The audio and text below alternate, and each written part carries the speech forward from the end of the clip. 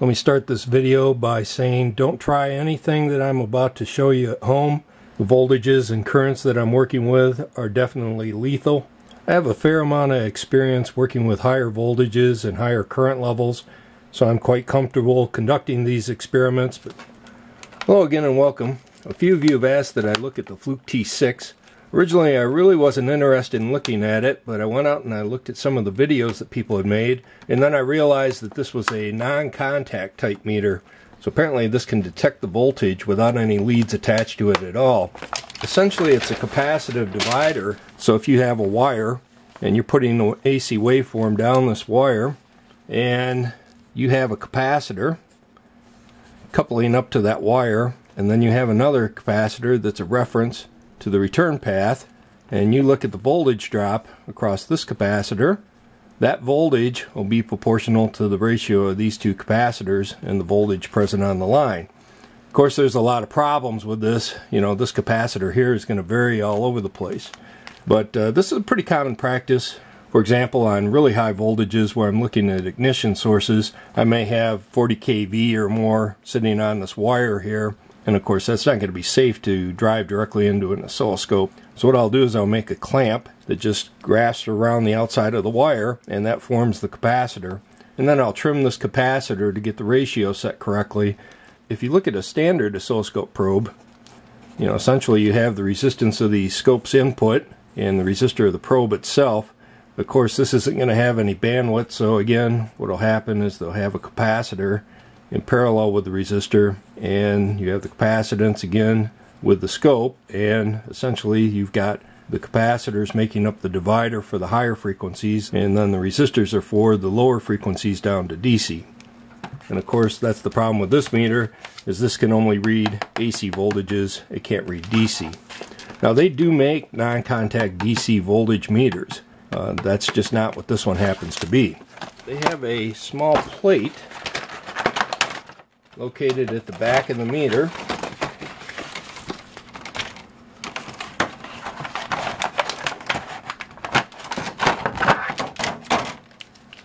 Right here you can see it. So when your finger makes contact with this and you're touching a ground source through your feet or whatever, this supplies the reference for the meter. Of course there's been detectors like this out for a long time. Like for example this one here. I showed this in a video. Here you can see the metal tab. Of course you put your finger on this and you put the screwdriver into the outlet, and then the LED will come on. Let me just show you that real quick. So I'll turn on the voltage. You can see we're at 123 volts. I'll touch the ground source here and I put my finger across the probe here, and you can see how it lights up. Of course the problem with this is if I go to the neutral side, you can see that lights up as well. I can also go to the ground itself, that lights up as well. So let's just take our Bryman meter, and what I'll do is I'll attach the one lead into the ground. I'll set this to AC volts, and from here to here we should read 120. See, that's what we're getting, and here to here we should read nothing, which we do. So let's just go ahead and attach the screwdriver. So here you can see, if I look at the probe tip, you can see we're measuring 122 volts. And if I look at our plate, you can see the LED comes on and we're measuring roughly 87 volts. Now of course having that 80-some volts doesn't mean that this is going to kill you. So the way that this probe works is there's a string of resistors in here. And the reason they're using multiple resistors instead of a single one is they get the voltage breakdown to what they want. And then those resistors limit the current through the body. So you can see I've got the Bryman in the current mode, and we're in the microamp range. So let's just look at the current up to that little plate, and you can see it's roughly 3 microamps. That's certainly not enough to harm a human. Now of course as you increase the voltage here, that current would go up, but you're never going to see a real high current unless this probe were to break down. So one of the advantages to a meter like this Fluke is because it is non-contact, we don't actually have to make physical contact with the probe to make our voltage measurement.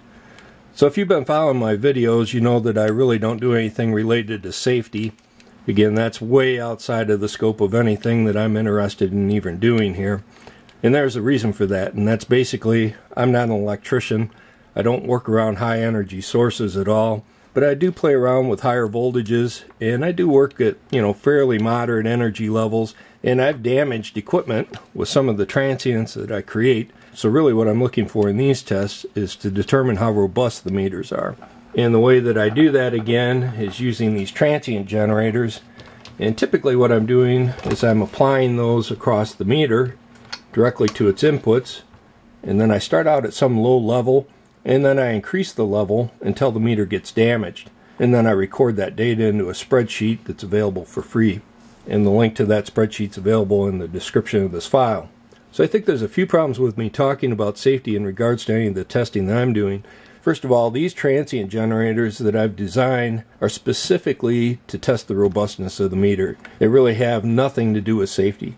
If you look at a transient generator that's designed for the 61010 standard, it's not going to look anything like this. It's going to be very large, and those transient generators will put out a very high amount of energy. There's a lot of information on the internet about the CAT standards, and unfortunately a lot of these places that publish the little blurbs about it, they always talk about the voltage, but they never talk about the current. And of course I've always said that with these generators, is I'm putting out somewhere around 20 joules with this one. I have a higher voltage one that I designed earlier on as well, and again that generator is also limited to about 20 joules. It's not my goal to try to get these meters to explode or anything. I'm really just trying to see if I can damage them. So again, to be clear, this video isn't going to show if this device is safe or not. The way that you're going to know if a meter is safe is they're going to be certified independently. If we look at this Fluke, for example, of course it has a CE mark, and you'll see that on a lot of different meters. But you can see here it also has the CSA mark. So Fluke has actually paid an outside firm, an independent firm, to run through tests on this device to prove that it's safe or not. And of course those companies are testing to that 61010. I've said it before too, a lot of the meters that I test, I'm really interested in the 61326 standard. And again, the reason I'm interested in that standard over the safety one is because that one deals a lot more with things like ESD, which is an electrostatic discharge, for example. Of course, I've tested a lot of meters that don't pass that EMC standard, and of course a lot of those have been damaged permanently in these tests. Some of the meters, like this Gossen MetroHit Ultra Bluetooth, had other issues. This one's very susceptible to RF. I did a video where I put this thing inside of an actual chamber along with a few other meters, and you could just see this thing fluctuating quite a bit, even with a 50 ohm termination on the input. Of course, the company has admitted to this meter being very sensitive, and they talked about redesigning it.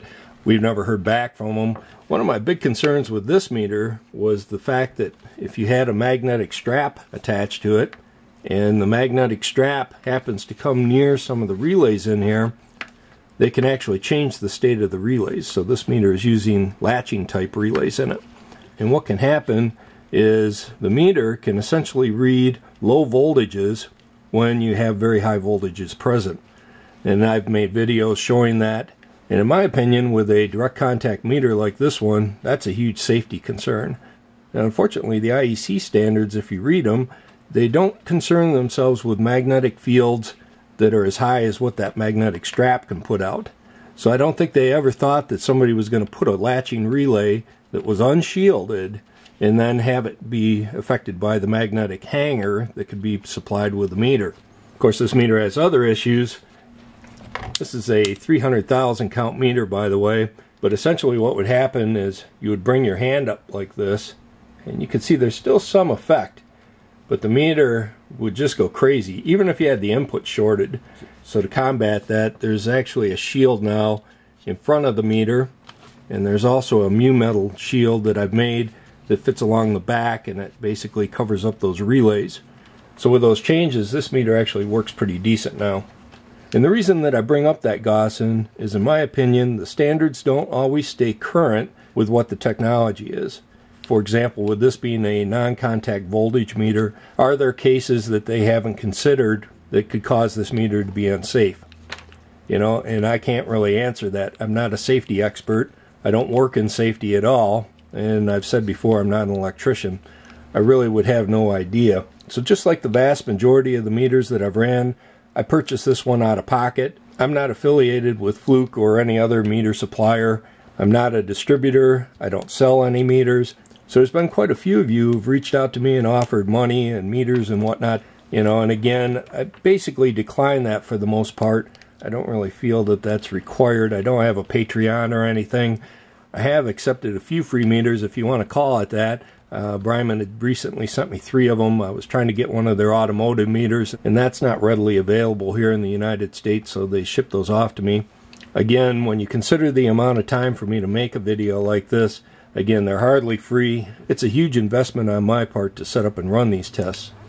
So in the first video that I was linked for this meter, the gentleman was using this device from Klein Tools. This is a part number 69409. This device is actually designed for a current clamp. So essentially for this 10X you would see 10 loops of wire running through this thing and then on up to the outlet. So he was trying to use this with this meter, and for some reason he couldn't measure the voltage. So I think what I'd like to do is just try to replicate his test to start with. Okay, no problem. We'll just go right into the ground with the lead. Oh yeah, no, this has to be in. This has to be in, and I have to be touching that, and then I'll touch the ground to make sure I get proper electrocuted. Still not working. So again, this is brand new. I really wouldn't have a use for something like this normally. It's fairly cheap. I think I paid like $14 or something for this. The real reason I wanted this is, again, basically to try to replicate the testing that he had done. So right here we can see nominal voltage is 110 to 125 AC, 50-60 Hertz. Measurement correction, clamp meter will display 10x the actual current. So an actual current of 1.5 amps will be displayed as 15 amps on the clamp meter when using the line splitter. So we plug the splitter 10x into the receptacle, plug in the load or the appliance into the splitter, measure the current clamp by clamping the clamp meter around the line splitter 10x, and then the current measured by the clamp is 10 times the actual current present at the circuit. So here I have a Unity UT210E current clamp. Again, these clamps are about $30 a piece. They're fairly inexpensive. The reason I really like this meter is it can read all the way down to 1 milliamp resolution. And for testing leakage currents on automotive devices, that's been quite helpful. This meter, again, has been highly modified. You can see on the back here, there's a small connector that I've added, and that's for a hookup to an oscilloscope. The other major change to this meter, beyond just modifying the ROM, is that I've added a small circuit board up into the head here, and I've modified this meter to give me a much higher bandwidth. So the 3 dB point for this meter now is roughly about 100 kilohertz, and compare that with originally I think the meter would roll off somewhere around 2 or 3 kilohertz. So the frequency response for these from the factory is not all that impressive, but it is possible to modify them. Somebody recently wrote me about this meter and the modifications I made to it, and they were curious, why would I actually want to read currents above 60 Hertz? So for them, their world ends at 60 Hertz. And I was trying to explain to them that, you know, I've got current clamps that'll read up to 100 megahertz. I think if you're working in the electrical industry versus the electronics industry, it's easy to forget that, you know, there are frequencies above 60 Hertz. So currently this is attached to a lamp that's sitting in my office here, and I have a LED bulb installed. This one's made by Cree. But here I have an old incandescent bulb. This will draw a fair amount more current. And let's just go ahead and screw that in. Alright, you can see it's reading roughly 420 milliamps or 4.241 amps on the Unity. This meter is actually fairly accurate. Let's go ahead now and let's just attach it to the other side. Here we can see 4.23. So it really doesn't matter which side you're reading from. So if you go back and watch that original video, I see him starting out with the Fluke on just the one side, but then when he goes to, I believe, a bench grinder for a load, it appears that he switches to the other side of this. But now, after seeing how this thing works, I don't believe that that would make any difference at all. But what I'm not sure is what effects this coiled up wire are going to have with this sensor. But again, I don't know. I've never used this meter obviously before. This will be the first time. I don't even know if it comes with batteries. Oh, it does. Alright, it powers up just fine. So again, I've got my finger on the back button, and we are in the AC volts mode, and you can see it's detecting a lack of ground. I'll go ahead and grab our bus bar. Of course, this is grounded, and let's attach it around the clamp, and sure enough, you can see it reads nothing.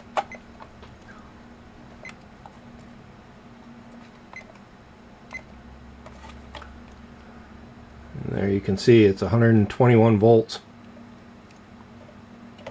Let's try it on this side, and you can see nothing.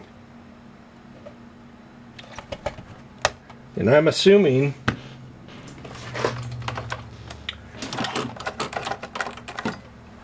even if I put a load through this, let's try it now.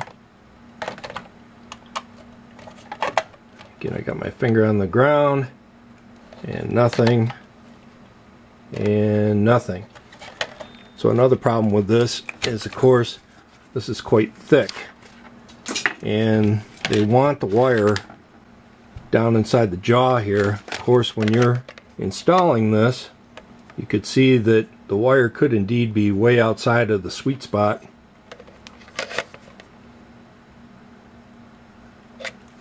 So even if this thing were smaller, I'm still not sure if it would work with a meter like this. Of course, if you've been watching these videos, you know I'm a stickler for details. So every little rabbit hole I run down, I typically run down them pretty deep. So let's have a look inside of this. So here you go. It's just a small insulator. So here we can see the hot running across the one side, and if we look at our ground, you can see it's running across with the neutral. So again, we'd actually end up having the hot wire and the neutral running on the same side, and then if we went to the other side, we would be looking at the neutral and the ground. So again, I'm not too surprised that this doesn't work, having this coil, you know, coupled right in with this. So I've made up this small test jig, and you can see we have different wire sizes. We start out on the left at 8 gauge, 10, 14, 16, and 22 gauge. On the far right, this is just a safety fuse, and there's nothing more than a bus bar running down the two ends. All these wires are attached in parallel, and they're connected to these two jacks on the side. Basically what I want to know is the effects of the different wire gauges. So does the sensitivity change depending on the wire gauge that I'm using? So one side of the Bryman, this lead here, attaches to the one side of the plate. The other side is going to our voltage source, and then the ground lead here is our return path.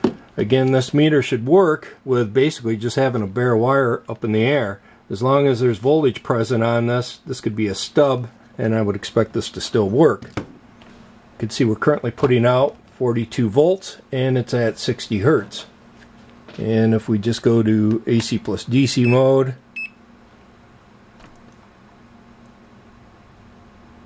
you can see it's basically pure AC, which we'd expect. So the way that I'm deriving this, you can see we have this small bus bar on the side, and this is connected to a power amplifier, and then that power amplifier is attached to an ARB, or an arbitrary waveform generator. And the reason that I'm using this setup is I can control what those waveforms look like. So to make my testing a little easier, I've soldered this piece of circuit board material to a wire, and this goes back to the ground of the power amplifier. Of course, this actually goes back to the earth ground of the home as well. The reason I'm running it at 42 volts is because I'm assuming that it's going to be more difficult for this to read a lower voltage sine wave than it would a higher voltage one. So I'm grabbing onto this with one hand. I've got my finger on the button, and we can see it's displaying no ground. Now I'm assuming that that's not because there is no ground, it's just that the circuit hasn't been closed. It's not going to be magic. This needs to detect the full circuit closure, you know, going through the capacitor up to this wire to close this circuit. So without that circuit being closed, it doesn't surprise me that this is illuminated. But if I put this around one of these wires, there you go, this thing lights up and you can see it's reading 43 volts. Let me just change the angle of the camera. Okay, so I've got my one finger on the grounding plate, the other one on the cover here. And again, you can see it's displaying no ground, but again, there's no circuit being made right now. So let's go ahead and we'll put the jaw over our wire. Again, this is a piece of 8 gauge. Right there, you can see it's detecting it. There's probably an 1/8 inch or so gap.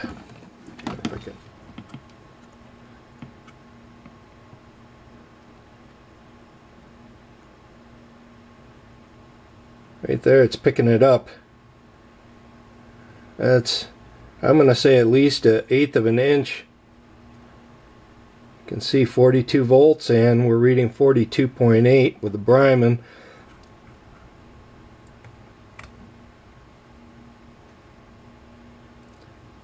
Yeah, maybe even a little further away. This is with the 14 gauge. I mean, that's quite a gap in there. 42 volts. 42. Let's try it with our real small wire. Oops. You can see no problems at all picking that up. Alright, so this is 20 volts. Let's see if it'll still pick this up. Check that out. 20 volts. And here again, 20 volts. You can see the gap. Boy, it actually does a pretty good job. Huh. I'm impressed. Let's just try detecting it without even touching the plate. There you go. So this is me standing on a piece of carpeting in the office in my bare feet. You can see 19 volts. And again, let me go ahead and touch the plate. Now it is a little less sensitive. You can see right here I have to have the wire a little closer and it's less accurate, but you know, the manual talks about that if you don't have a good ground, you know, it's not going to be as accurate. So let me take my finger.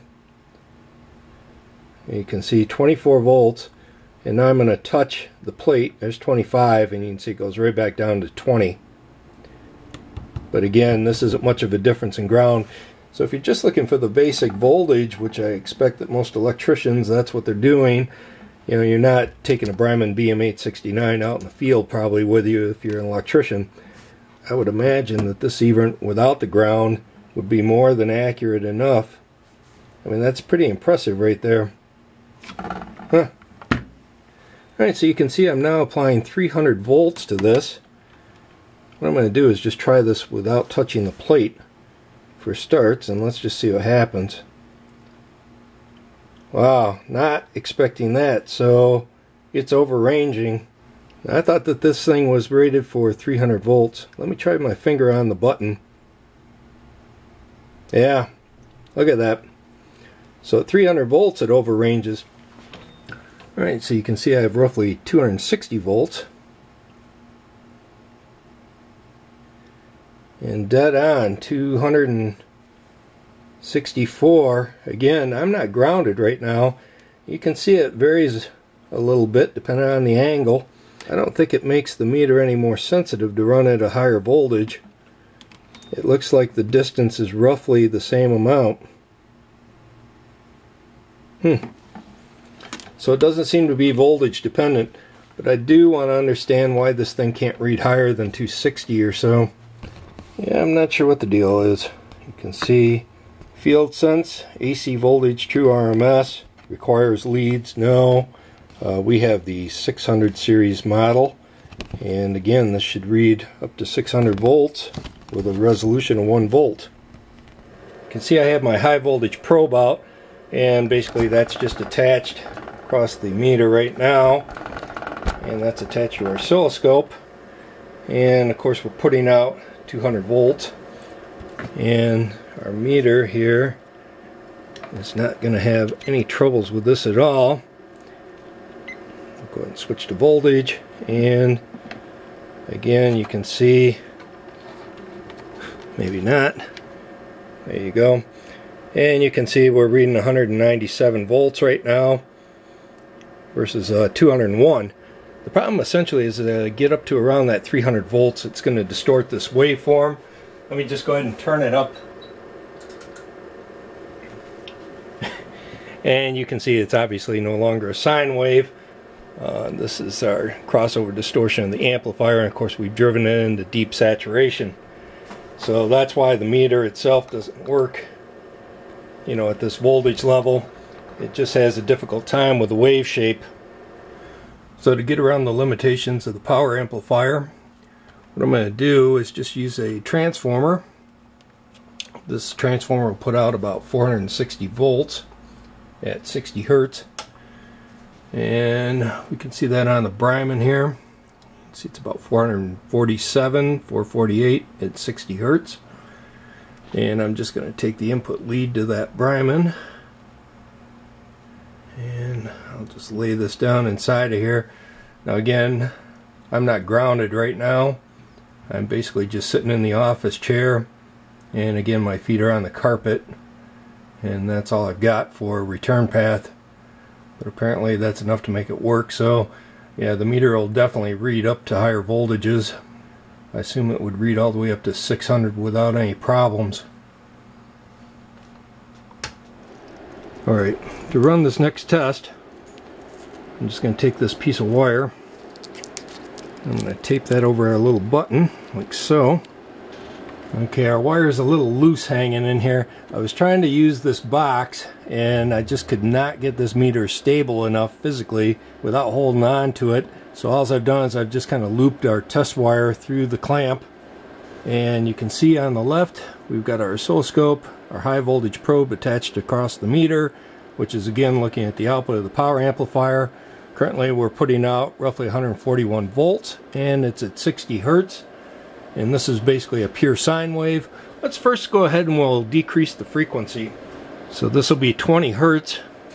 Unfortunately, it looks like this one can't read frequency, but you can see even at 20 hertz it appears to sort of work. Let's go ahead and try it at a higher frequency. Let's go up to 400 hertz. You can see it's not really having any problems with this. Alright, let's drop it back to 60. And what I'm going to do is add some distortion to our waveform.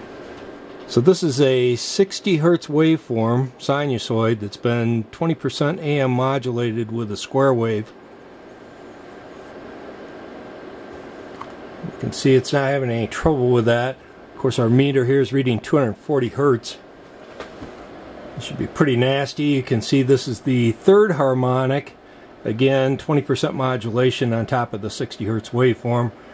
Of course the Bryman now is reading 60 hertz. So here we can see again it's a 60 hertz waveform. Our Bryman's showing 180 hertz, and I have this little burst. It's a decaying sine wave that's modulating it. So you can see the little T6 is having some problems with this waveform. Again, it's not like it's reading the open ground. There you go, with the wire removed. So it knows there's a signal there. It's just having a problem decoding it. May be difficult to tell. This one's just a little bit lopsided, and you can see the meter's not having any trouble with this. You can see we have a clip sine wave. Again, the T6 is reading this just fine. You can see I have a spike right at the zero crossing, and it looks again like the T6 is having issues with this. This is actually a standard IEC waveform. I'm kind of surprised that the meter can't handle this.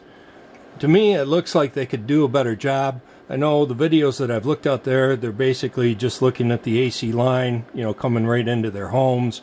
obviously if you go out into the real world, there's going to be other waveforms other than just pure sine waves. Alright, so a few of you may recognize this test setup from a previous video. The box on the left has a LEM current sensor along with a high frequency transformer. This has a 200 kilohertz bandwidth coupled into the oscilloscope here. I can actually do a fair job measuring power, and of course people are going to say, well, this is only an 8-bit scope, and if you go back and look at videos where I'm using the oversampling techniques with this, you can see I actually get pretty good results. So this is running at a fairly good frequency right now. You can see our outlet box here. This has got a neutral and a line, and this is what's attached to our Bryman meter. And then this loopback wire here is in series with the line. So what we should be able to do is use our Fluke meter now to measure the current and compare that against our oscilloscope. Over here on the left, I also have my small kilowatt meter, and we can compare the results of this as well. Of course, this is looking at the transformer and the LEM sensor as well. You can see it's already displaying 2.8 VA, and that's the losses of this test setup. I have one of these CFL bulbs. These put out a pretty nasty waveform. Alright, let's go ahead and turn on the light. And you can see the waveform. It looks pretty nasty. So this is currently 39.7 to 40 VA. The current that this is displaying is 340 milliamps. So let's just see what our meter does.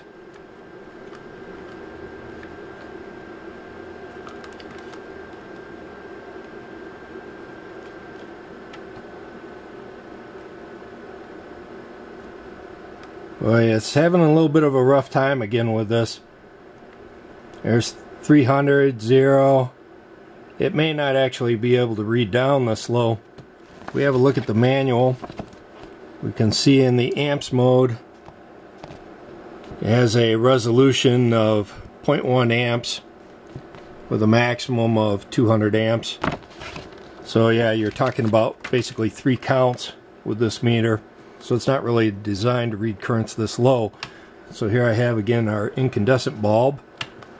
This should draw a fair bit more current, and this should be purely resistive. And now you can see it's drawing 430 milliamps. That's a lot better. So yeah, I think if you were using this with a higher current AC source, this meter would probably do okay. It's probably not something that you want to be measuring your light bulbs around your house though. Again, just for comparison, this is 51 watts and it's 60 hertz. Power factor is 1.0. You would expect that. Again, it's purely resistive. 120 volts, 430 milliamps, 51 watts, 51.5 VA. So you can compare that with what our oscilloscope was reading. So off to my left I have one of my high voltage power supplies. Again, this is set for 60 hertz. You can see on the Bryman it's currently reading 52 volts. Again, the plate here is just attached to our little bus bar. So that's good enough for a ground for this. And again, this power supply is referenced back to earth ground as well. I've got a little balancing act here going on, but essentially I have my pinky resting on the plate, and then I'll pull down the wire into the groove. Again, you can see it's not quite in the center. It's not that critical, but you can see our Bryman is reading roughly 52 volts, and so is the Fluke. Let's go ahead and dial it down. Again, the output off of this is a pure square wave. So you can see there's 13, 15, right at 16 volts. And that's what they rate the meter for, is 16 volts. So basically they cut out right at that point. Again, if I go ahead and increase this, I'm expecting this is going to conk out pretty soon, yeah. And again, I expect that this is because this is a square wave. So one of the big concerns that keeps coming up, I guess, with this meter is, again, the fact that you have this metallic button, and the fact that you're touching this and then you're grounded. You know, in my case, I was standing on carpeting with my bare feet, and again, that was enough to make the meter work. The big concern, I guess, is when you use this lead here And apparently if you slide that into the end and then you're probing this thing directly into the line, this is of course the normal way that you would use a standard meter like this, and you're doing that while you're touching this piece here apparently. You know, of course you could have a meter like this and you could put this into the amps mode, and this thing has a 10 amp fuse inside of here, and if you lay this on hot and of course you're touching this and you're grounded, you know, I mean, then you're going to have problems. That's going to be a bad day. So I'm assuming that the people that are using a meter like this are at least educated and trained for the work that they do. So let's just go ahead and we'll try to measure the resistance of this. Now, somebody else on the internet had actually tried to do this. I think they said it was higher than 10 mega ohms. Let's just have a look with our meter here and see if we can read anything. And you can see it's reading an open. Let's just try it in nanosiemens. So yeah, there's definitely a capacitor in there. You can see it charging. Let's just try it in some different modes. So this is in voltage mode.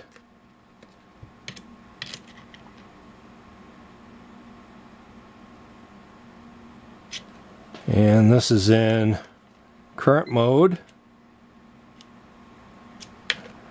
This is in our non-contact mode. And this is in resistance mode. This would actually be the mode that would concern me. Again, you can see very high resistance. Let's just check it directly across the two leads. I'm not suggesting that an electrician would ever do this, but for the sake of trying some different things, you can see in resistance mode it's pulsing. So let's try it in non-contact mode, and again we can see it's an open. Let's try it in the voltage mode.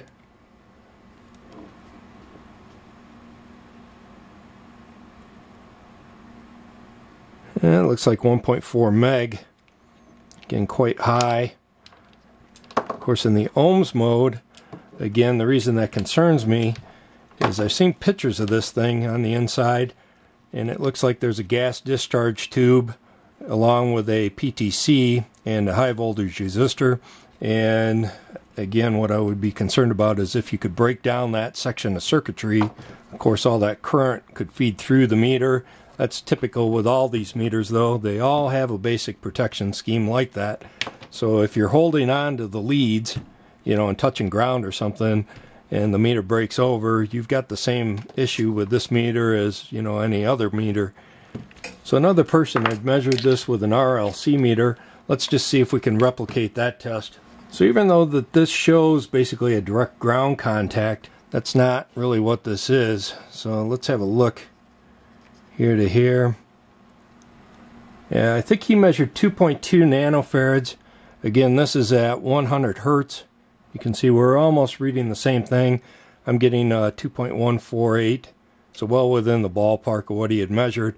If we take that 2.2 nanofarad and we do 1 over 2 pi FC at 60 hertz, that's equal to 1.2 mega ohms. So again, our transient generators, though, those are not at 60 hertz. These things are actually putting out waveforms that are, you know, 50 microsecond full width half height, so very fast rise times on those, and so the impedance of that capacitor would be quite low. So I'd gone back and asked that person that had the RLC meter to measure the ESR, the capacitance of the back here, and he came up with some pretty high numbers. So let's go ahead and repeat that test as well. Well, you can see I can't even read it, not with this meter. And again, that's at 100 hertz. So it appears to be not just a simple capacitor. It is probably a combination of capacitors and resistors that make up this network. There was a person who had actually took this all apart, and unfortunately he didn't actually measure it. It would have been nice to have that information. What you have here is right off this, there's a ribbon. I guess that's also a capacitor, a parallel plate capacitor ribbon that sticks through right there that makes contact on this. And then this is what we have. If anybody has, see, I honestly don't know what I'm looking at here, but there's the ribbon that I ripped off. So the contact pad is donezo. I'm just gonna leave this off. There's a memory of what it used to be. So there's the ribbon, and you can see a trace here that jumps to this. I guess that is the parallel plate capacitor. It doesn't look like a whole lot. It doesn't look like, it looks like almost as if whatever it is, or however this is set up, that it may be actually kind of fused too, if it did completely fail. Look, you can see where the metal heated up and bubbled it up, especially here, because the rest of it's just like a plastic sticker. So let's have a look with this meter straight across the input as well. And let's see if we can measure our resistance with this. Again, we'll just select this to nano Siemens.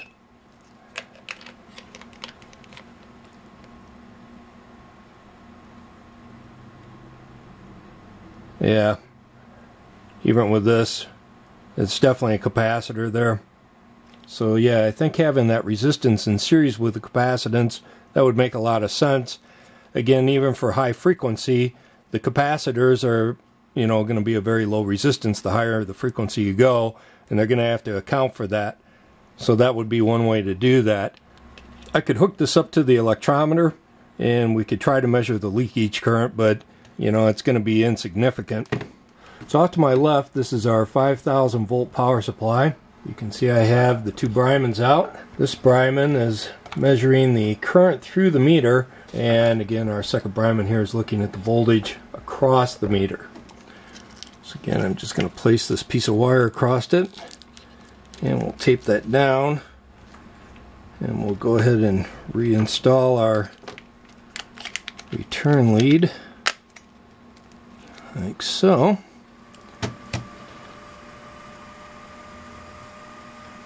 So currently this is 1 volt per 1,000 volts right now, so you can see I'm putting out 2,000 volts. So there's 2,300 volts, 2,500, so there's 2,600 volts, 27, 2,800 volts right there. Of course, I guess the concern is when it's in the voltage mode. Let's just try it real quick in the non-contact as well.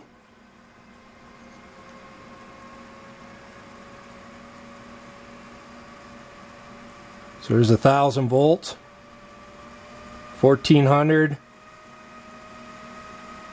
23, 24, 2,500 volts right there. Again, let's switch it down to the voltage mode. And you can see our current is virtually zero. So let's go ahead and take this up even higher. There's 26, 2,700, 2,800, 29, right there. So just shy of 3,000 volts, and then this thing will start to break down. Of course, then you're going to see a lot more current through this, but you know, you're exceeding what this meter is rated for. Again, this is a DC voltage. For this next test, you can see I have the 5,000 volt power supply out. Again, this Bryman is looking at the output voltage. The power supply's output is attached to this piece of circuit board material, and the positive lead will be clamped to the T6's input probe. Of course, I have the ground lead tucked up inside here. You can also see I have this rubber hose, and this is attached to the potentiometer. It controls the output voltage of the power supply. And again, 1 volt is 1,000 volts, so this is currently putting out 775 volts. The reason I'm using this piece of rubber is I don't want any chance of this current going through my body. I just want it to basically pass through my hand. So what I'm going to do is touch the button here. I'm going to place the meter into the voltage mode. I'm going to rest my hand on top of the plate, like so. And now what I'm going to do is increase our voltage.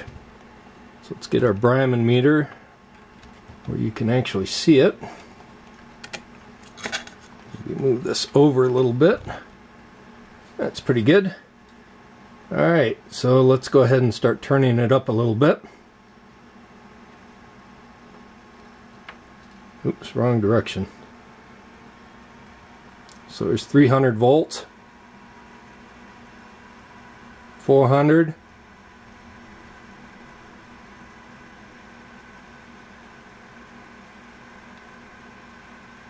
there's 1000 volts,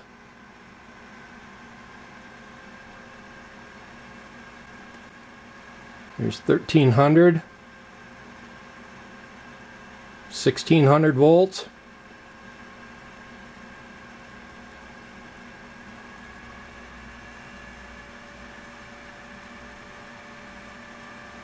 there's 2500,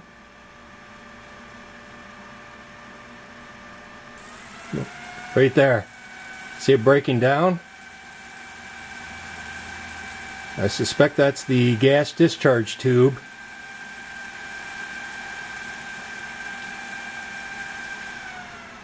If I pull my hand away while it's doing that,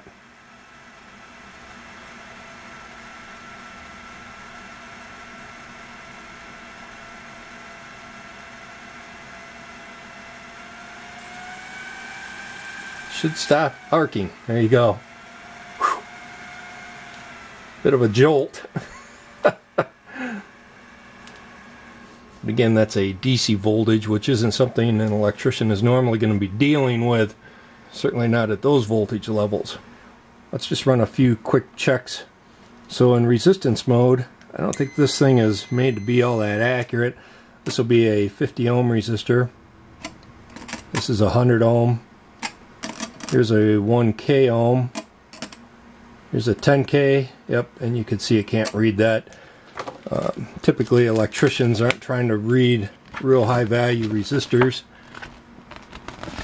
And we can see right here for our 600 series, they only rate this thing to read up to 2K ohms. You can see if you buy the higher end one, it can read up to 100K ohms. And let's just try this again in our DC volt mode. So again, I'm just going to attach this thing right to the output of our power supply. Well, that's interesting. You can see our power supply is displaying roughly 724 volts or so. Our Fluke is reading only 247.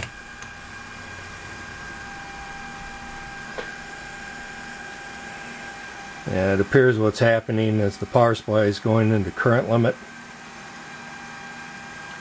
So I'll need a bigger power supply if we want to drive this thing up higher.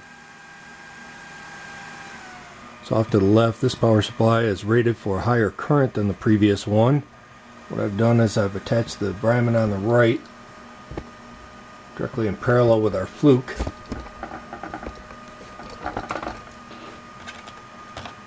Sorry about the glare. And let's go ahead and start increasing the voltage.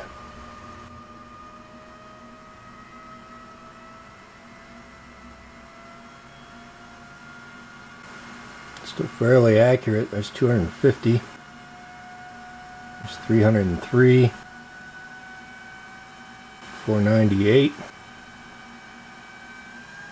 There's 631. Now again, this meter is only rated for a maximum of 600 volts. Right here. The T6-1000 is rated for 1000 volts DC. Let's just see if we can take this up higher. Right there it overranges. It's probably, yep. So 659, 660. So right at 660, that's where it rolls over at.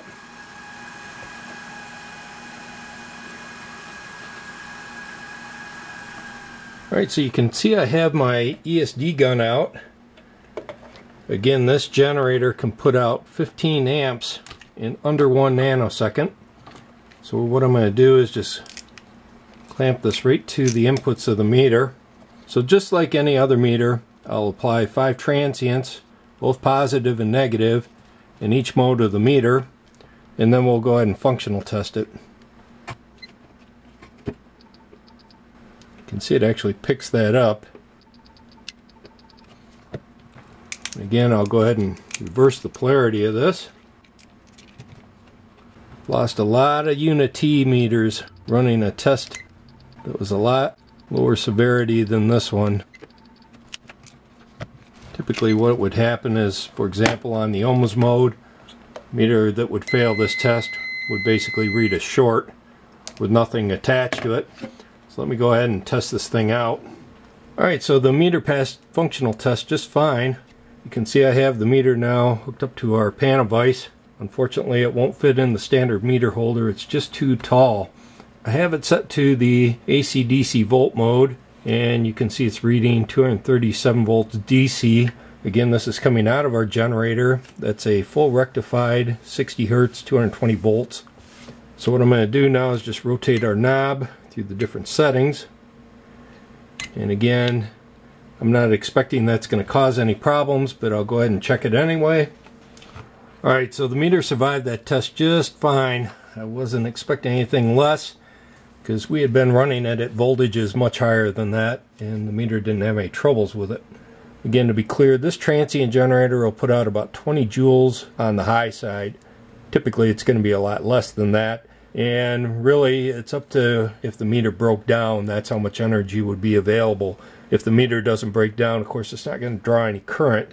And so because I've been running this meter at such high voltages, I'm going to just start our testing at 2000 volts. Again, this will be 2000 volts with a 50 microsecond full width half height with a 2 ohm source impedance. And then I'll apply 5 transients, both positive and negative, with each setting of the meter. And then I'll go back and I'll functional test it. So here we go.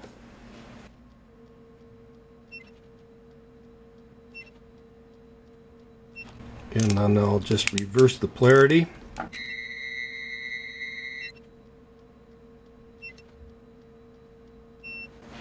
Okay, that's it. Let me go ahead and functional test the meter.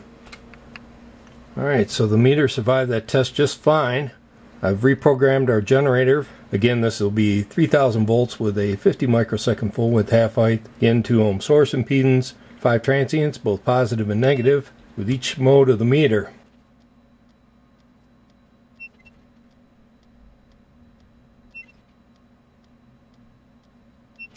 Again, we'll just reverse the polarity.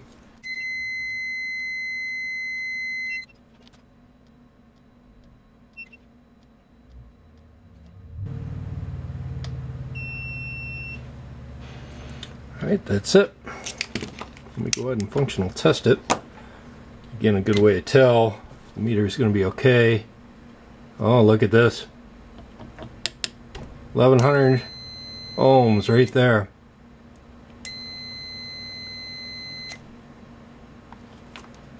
I was going to say, when they get damaged, the resistance is a common one to go out. Let's just try it with a 50 ohm resistor. You can see it's reading 17. This is a 100 ohm and it's reading 34. And a 1K ohm and it's reading 269. So yeah, that was 3000 volts. That's all it took to damage this meter. That's a fairly low voltage. The only time I've ever seen any Fluke meter drop out like that was that old Fluke 87V that I had ran that had failed at 1,500 volts. And I went back and I tried to repeat that test, and you know, that stupid meter, I couldn't get that thing to fail. Alright, it appears that the only mode that's damaged is the resistance mode. I'm still probably 1/8 of an inch away or more. Okay, so it's a Fluke. What do you want to bet? It's a Bob 199. Let's have a look. So somebody had talked about basically, you know, if a dog chews this thing up or something, that, you know, it could damage this network that's inside of here. Of course, there was a guy who actually peeled off this sticker to expose the network, and there's a channel. I can actually feel it with my finger. And all those components are actually sitting on the back side of this, down inside of this channel. I'm not suggesting that your dog couldn't chew on your meter. I've certainly had my own experiences with our own dogs chewing on remote controls and whatnot. But I will say that if any of them ever did that to a piece of test equipment that I was relying on for safety, I sure the heck would not take it into the field without doing a full inspection of it. You can see it's got a positive battery symbol here. It's very difficult to read. And then there's another one here. Well, those are tough to spot. I think I would have rather just seen the plus sign here and a minus down here.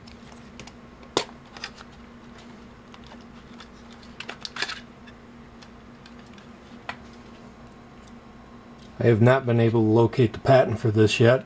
They claim it's a new technology. Of course, there's several patents out there for non-contact type meters like this. Alright, so I've been tracing this thing out. The front end basically looks like a typical meter. Essentially, the input comes in here. It goes through this large resistor divider, through this 1K ohm resistor. This actually loops back to the PTC over here, which then is in series with this gas discharge tube, which then returns back to the common side. Then the output of the PTC continues on to the switch right to this pad here, which then jumps across to here. This is our resistance input, and that goes down to this pad, which happens to run down to this bank of transistors over here. So when I was ohming this out with a Bryman, you can see here to here, 0.3 volts. Let's look at the other diode side. See, basically 0.7. So I suspect it's either this or this part here. The one next to it is a Bob 74, which is a little unusual for Fluke. I thought those guys really like the Bob 199s and the 99s. Let's go ahead and pull this off. This is a NPN transistor. I believe this is rated for 45 volts.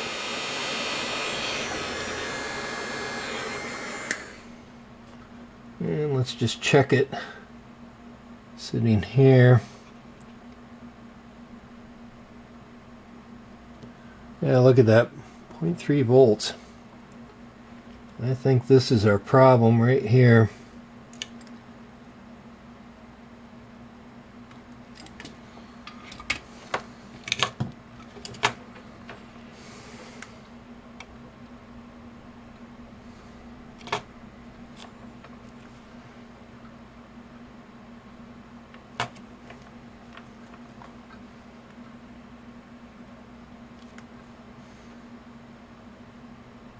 That's more like it. Again, this guy, oh, it's actually quite a bit higher now. Yeah, it may just be that one transistor. Let's go ahead and put this thing back in the case. Again, I'm not going to tighten this down or anything. Let's just see now without the leads.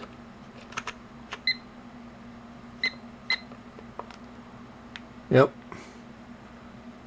opens right up, so I suspect it's just that one transistor. So let's go ahead and put this thing back together. I hate these little ribbon cables. I've got a Lenovo tablet that uses these real small ribbons like this.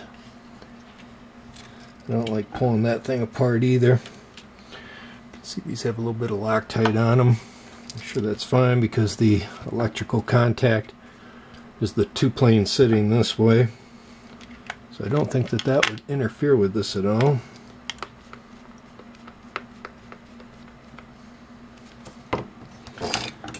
Alright, let's get our little test box here.